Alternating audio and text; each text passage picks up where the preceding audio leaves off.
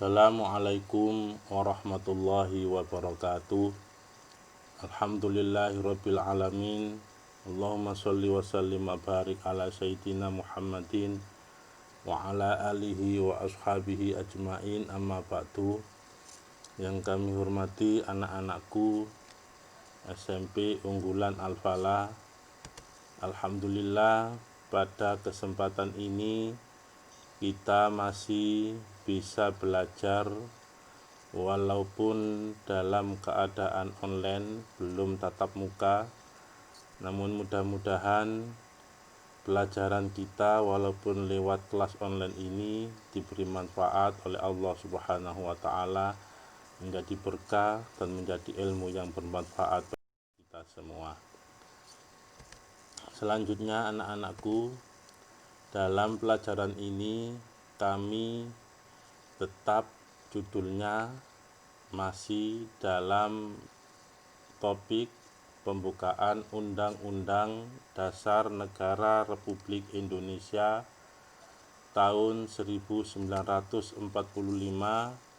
Di bab yang kedua ini, pertemuan ke-8 bagian yang kedua. Sebelum pelajaran ini kita mulai, marilah terlebih dahulu kita berdoa kepada Allah Subhanahu wa Ta'ala.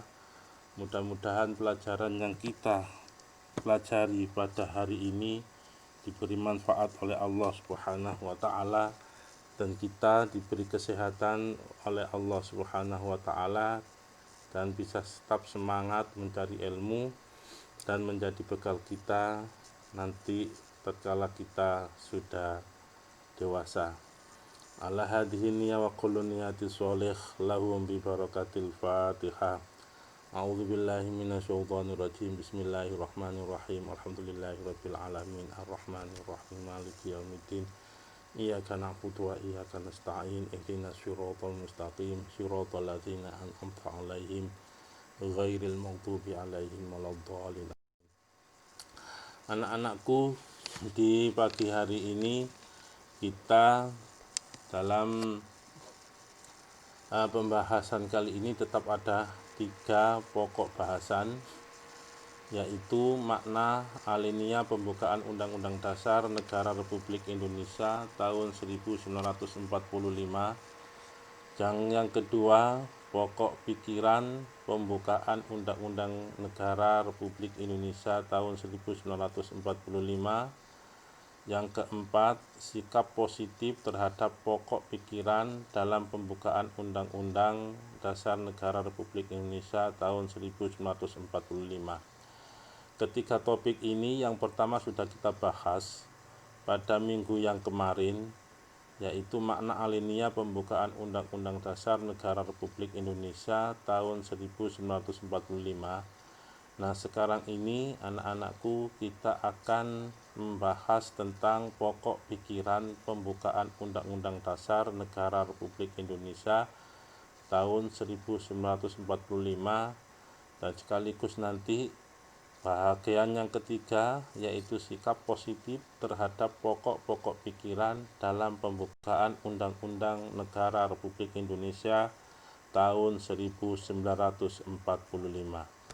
Oleh karena itu, mari kita bahas satu persatu dari topik kali ini, yaitu pokok-pokok pikiran pembukaan Undang-Undang Dasar Negara Republik Indonesia tahun 1945.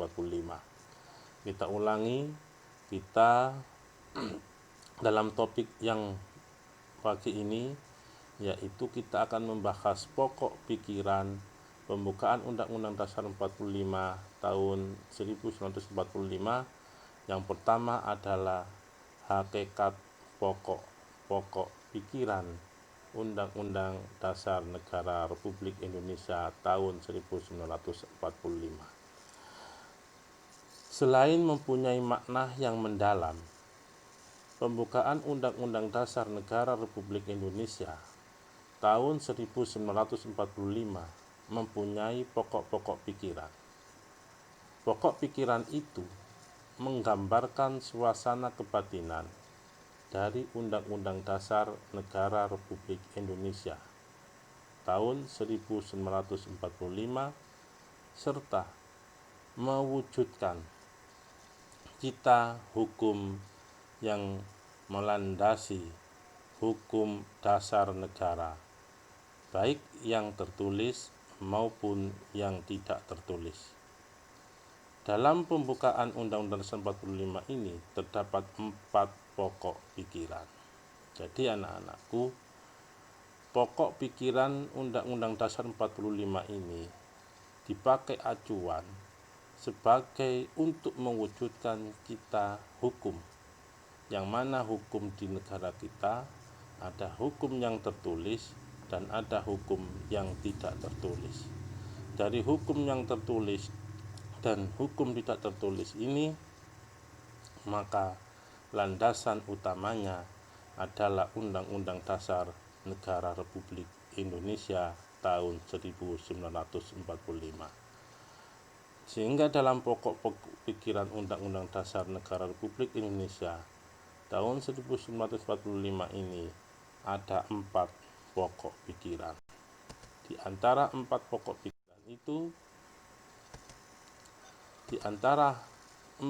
pikiran itu, yang pertama adalah pokok pikiran yang berlandaskan pada persatuan. Saya ulangi lagi, pokok pikiran yang pertama adalah pokok pikiran tentang persatuan. Negara melindungi segenap bangsa Indonesia dan seluruh tumpah darah Indonesia dengan berdasar atas persatuan. Pokok pikiran ini menghendaki setiap penyelenggara negara dan warga negara wajib mengutamakan kepentingan negara di atas kepentingan pribadi dan golongan. Dalam pokok pikiran yang pertama ini berlandaskan pada pokok pikiran persatuan, maka salah satu tugas dan tanggung jawab penyelenggara negara yaitu melindungi segenap tumpah darah Indonesia. Melindungi segenap tumpah darah Indonesia ini yang dipakai adalah memakai asas persatuan. Selanjutnya pokok pikiran ini menghendaki bahwa dengan persatuan ini maka kepentingan negara harus diutamakan. Kepentingan negara dan bangsa harus didahulukan daripada kepentingan pribadi dan golongan.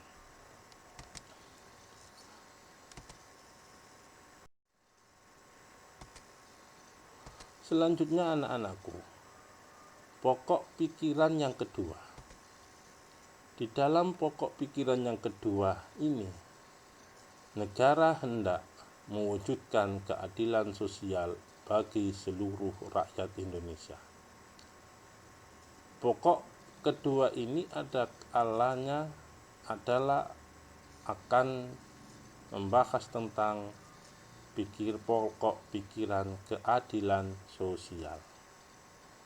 Pokok pikiran ini, penyelenggara negara dapat menentukan aturan yang dapat dilaksanakan menurut Undang-Undang Dasar Negara Republik Indonesia 1945 dalam mencapai tujuan memajukan kesejahteraan umum. Negara juga hendak mewujudkan keadilan sosial yang didasarkan pada kesadaran bahwa manusia mempunyai hak dan kewajiban dalam kehidupan masyarakat.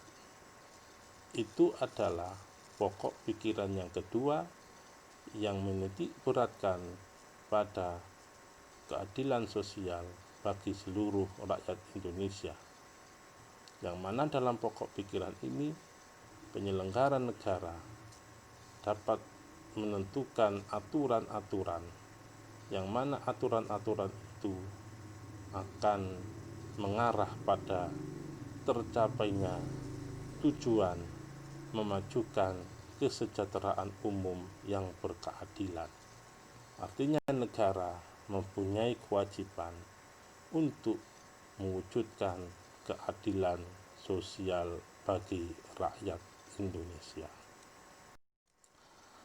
Pokok pikiran yang ketiga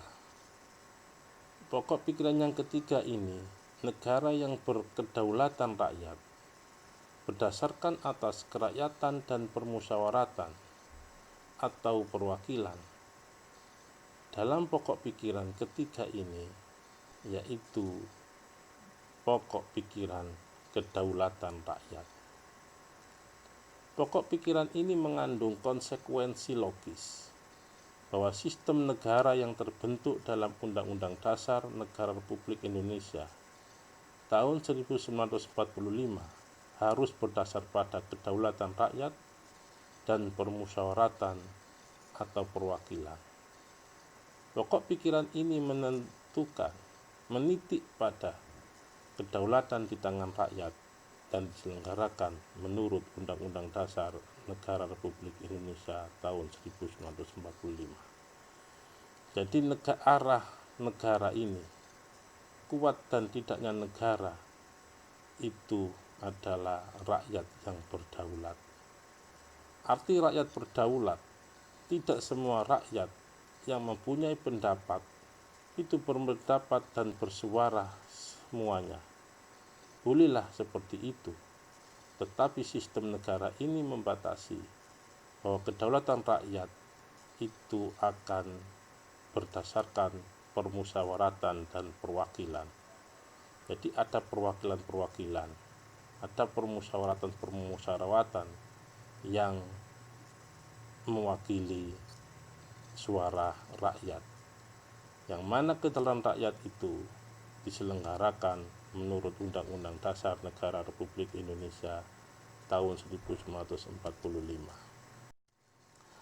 Yang keempat adalah pokok pikiran pembukaan Undang-Undang Dasar 45 yang keempat, yaitu pokok pikiran negara berdasarkan atas ketuhanan yang Maha Esa menurut dasar kemanusiaan yang adil dan beradab. Pokok pikiran yang keempat ini menitik beratkan pada pokok pikiran ketuhanan. Pokok pikiran ini mengandung isi yang mewajibkan pemerintah dan penyelenggara negara lainnya untuk memelihara budi pekerti yang luhur. Dan pokok pikiran ketuhanan mengandung pengertian takwa kepada Tuhan yang Maha Esa menurut dasar kemanusiaan yang adil dan beradab, dengan menjunjung tinggi harkat dan martabat manusia atau nilai kemanusiaan yang luhur. Dalam pikiran yang keempat ini adalah menjunjung tinggi budi pekerti bagi rakyat Indonesia, menjunjung tinggi tentang bagaimana rakyat Indonesia mempunyai akhlak yang mulia, mempunyai budi pekerti yang luhur, dan serta rakyat Indonesia bertakwa kepada Tuhan yang Maha Esa.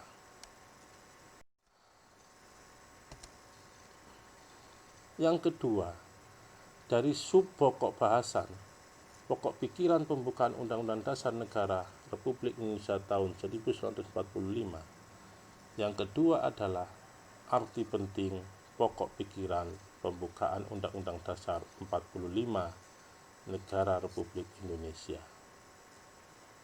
Dalam penjelasan Undang-Undang Dasar 1945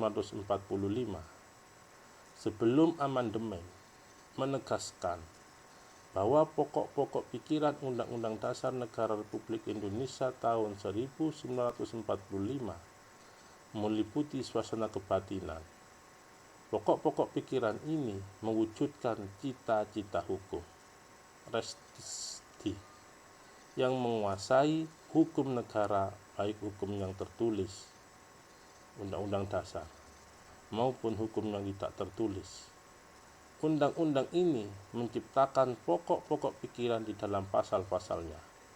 Dengan demikian, dalam pembukaan Undang-Undang Dasar Negara Republik Indonesia tahun 1945 adalah sumber sebagai hukum tertinggi di Indonesia, yang di dalam realisasinya harus didasarkan dalam semua peraturan undang-undang yang berlaku di Indonesia, seperti ketetapan MPR, undang-undang, peraturan pemerintah, dan lain sebagainya.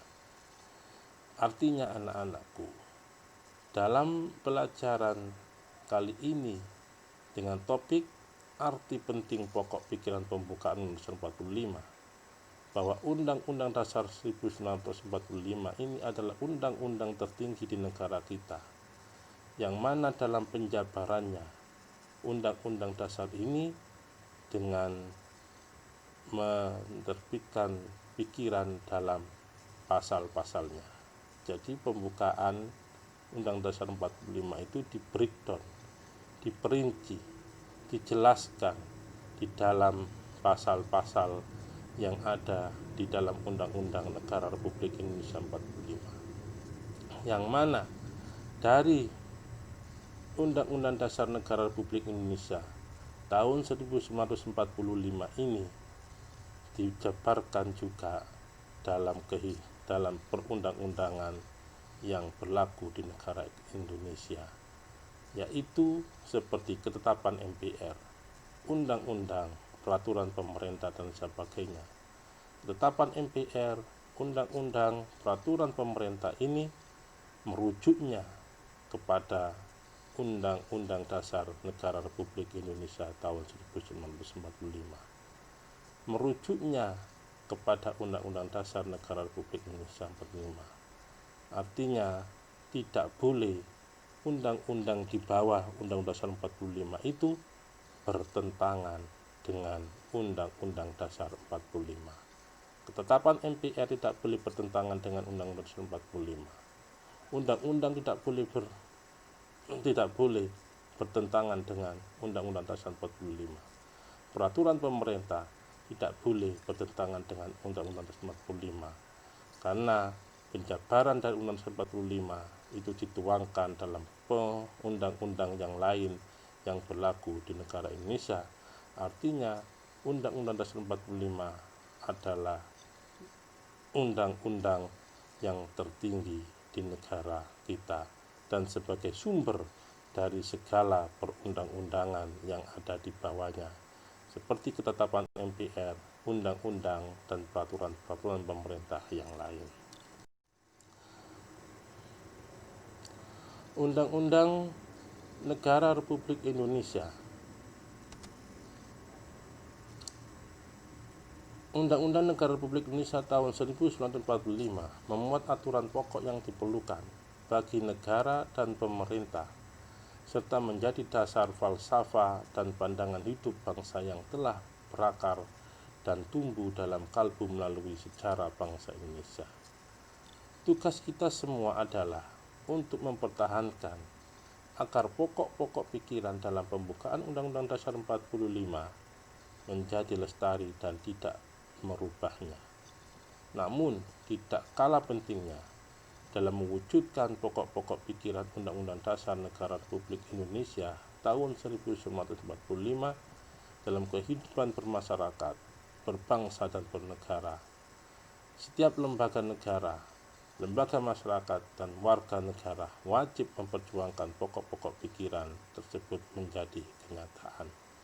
Artinya, Undang-Undang Negara Republik Indonesia tahun 1945 yang memuat aturan-aturan pokok yang diperlukan oleh masyarakat itu sebagai pandangan hidup dan falsafah bangsa yang keberadaannya berakar, tumbuh dalam kalbu melalui sejarah bangsa Indonesia. Jadi Undang-Undang Dasar 45 itu tumbuh dan wujud serta adanya Undang-Undang 45 ini berakar dari sejarah bangsa Indonesia, berakar dari pengendangan hidup bangsa Indonesia yang sudah ada sebelumnya.